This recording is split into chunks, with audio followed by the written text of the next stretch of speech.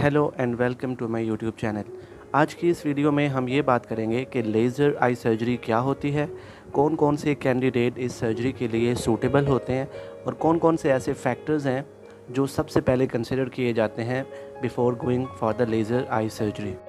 सबसे पहले हम ये डिस्कस करेंगे कि ये लेज़र आई सर्जरी क्या होती है। ये बेसिकली एक ऐसा प्रोसीजर है जिसके अंदर हम किसी भी मरीज़ के चश्मे का नंबर उतार सकते हैं। मिसाल के तौर पे अगर किसी बंदे को माइनस के नंबर का चश्मा लगा हुआ है या प्लस के नंबर का चश्मा लगा हुआ है और उसी चश्मे के साथ वो अपनी रोज़मर्रा काम या रोज़मर्रा की एक्टिविटीज़ को परफॉर्म करता है, तो इस लेज़र के प्रोसीजर के करने के बाद वो जो क्लियर विज़न पहले ग्लासेस या कॉन्टैक्ट लेंसेज के साथ देख पाता था, अब उसको वही नज़र बग़ैर चश्मे के या बग़ैर कॉन्टैक्ट लेंसेज के मिलेगी।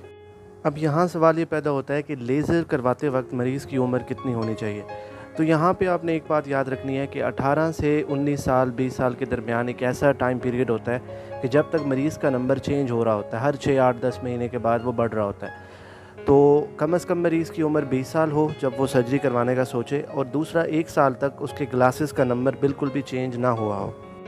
उसके बाद का जो स्टेप है उसमें डॉक्टर आपकी आई को डिटेल में एग्ज़ामिन करता है, जिसमें वो देखता है कि आपकी आंख इस सर्जरी के लिए सूटेबल है या नहीं।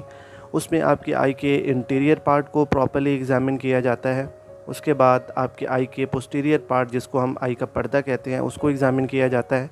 और कुछ एक्स्ट्रा टेस्ट होते हैं जो हमें बताते हैं कि आई के जिस पार्ट के ऊपर लेज़र करनी है, क्या वो पार्ट सूटेबल है इस टाइप की सर्जरी के लिए। तो ये टेस्ट भी before going for surgery perform किया जाता है। ये सब कुछ कर लेने के बाद जब डॉक्टर को पता चल जाता है कि आपकी आंख बिल्कुल सूटेबल है, इसमें किसी तरह की कोई एबनॉर्मेलिटी नहीं है and you are the suitable candidate for surgery, तो वो आपकी आंख में लेज़र सर्जरी परफॉर्म करके आपके ग्लासेस का नंबर उतार देता है। अब इस सर्जरी को परफॉर्म करवा लेने के बाद आपके ग्लासेस का नंबर तो उतर जाता है, और वही नज़र जो पहले आप चश्मे के साथ देख रहे होते थे, वही नज़र आपको बग़ैर चश्मे के नज़र आती है। लेकिन आपके माइंड में एक क्वेश्चन होगा कि इसको करवाने के कोई नुकसानात भी हो सकते हैं। तो यहाँ पे मैं आपको बताता चलूँ कि लेसिक आई सर्जरी सबसे इफ़ेक्टिव और सेफ़ वे है ग्लासेस को उतारने के लिए। बट इससे पहले जो हमने अर्ली एग्ज़ामिनेशन करवाया था, अगर तो वो नॉर्मल हो, उसमें किसी तरह की कोई डिज़ीज़ ना हो, तो ये प्रोसीजर बिल्कुल सेफ़ है।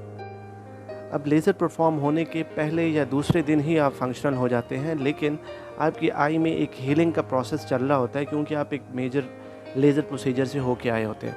तो उसको फास्ट करने के लिए आपको कुछ डेज़ के लिए ड्रॉप दे दिए जाते हैं, और आप कुछ डेज़ के लिए वो ड्रॉप्स यूज़ करते हैं, और वो ड्रॉप्स आपकी आई के अंदर हीलिंग के प्रोसेस को ज़्यादा फास्ट कर देते हैं। And this was all about LASIK eye surgery. मज़ीद इस तरह की वीडियोस को देखने के लिए हमारा यूट्यूब चैनल सब्सक्राइब करें, and if you still have any query तो आप कमेंट करके भी हमसे पूछ सकते हैं।